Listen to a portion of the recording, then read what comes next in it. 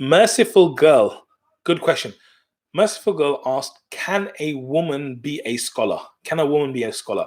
Absolutely, yes. Of course, a woman can be a scholar.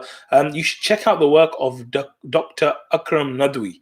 Dr. Akram Nadwi, he has done a whole piece on women scholars, like from like our tradition, how important women were in education, but also like real scholars of time as well. So definitely check out Sheikh Akram Nadwi, and of course, women can be scholars, and there are many women.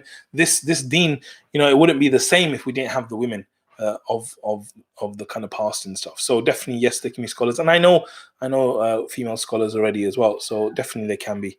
Kamran Riyaz says, "MashaAllah, JazakAllahu khair."